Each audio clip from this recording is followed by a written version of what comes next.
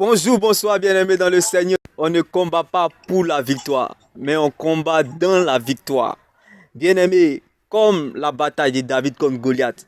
Bien-aimés, ce n'est pas Dieu qui a emmené David dans l'affaire, mais c'est David qui a emmené Dieu dans l'affaire. Il a dit à Goliath, contre toi, je viens au nom de l'Éternel. Bien-aimés, David n'est pas allé dans la bataille contre Goliath pour avoir la victoire, mais plutôt pour confirmer la victoire au nom de Jésus-Christ. Car bien-aimés, nous ne combattons pas pour la victoire, nous combattons dans la victoire. C'est-à-dire, regarde cette situation comme un match rediffusé, comme le cas de David en face de Goliath. David a minimisé Goliath. J'aimerais parler à la situation de quelqu'un en ce jour. Bien-aimé, pendant que le peuple d'Israël regardait Goliath comme un obstacle, David voyait un avantage. Derrière ce problème se cache une grande opportunité. Comme cette récompense que David regardait et non Goliath. Alors laisse-moi t'annoncer cette bonne nouvelle en ce jour. Lorsque nous sommes dans la souffrance, nous souffrons le plus parce que nous regardons et non ce que nous voyons. Bien-aimé, la foi, bien-aimé, ne regarde pas.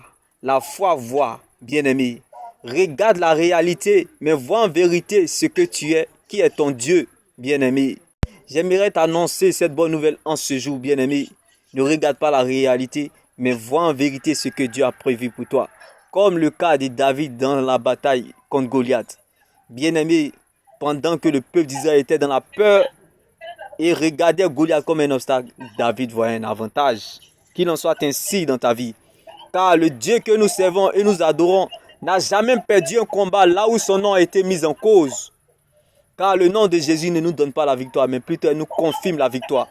En face de mes problèmes, je les oppose à mon Dieu. Car en face des défis, mon Dieu se rend compte qu'il est concerné. Jésus-Christ de Nazareth. Bien-aimé, laisse-moi t'annoncer cette bonne nouvelle.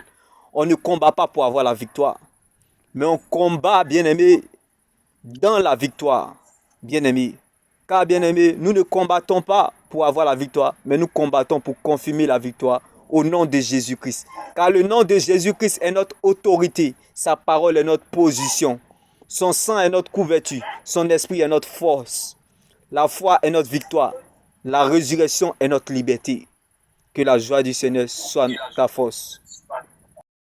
Bien-aimé, avant que David ne parte affronter Goliath, il avait déjà affronté l'ours et le lion dans la forêt. Et la victoire qu'il a eue sur l'ours et le lion, c'était la confirmation contre Goliath.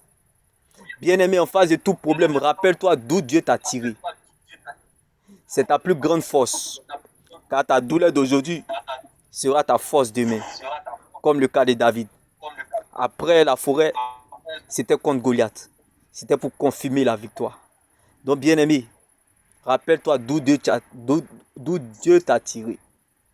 Lorsque Moïse était en face de la mer Rouge aussi, il s'est rappelé d'où Dieu l'a tiré lorsqu'il était abandonné, oublié dans le fleuve Nil. Ce même Dieu sera capable aussi de le faire traverser cette mer-là. Parce que lorsqu'il était inconscient même, ce Dieu-là s'est souvenu de lui. Lorsqu'il était abandonné dans le fleuve Nil, à sa naissance.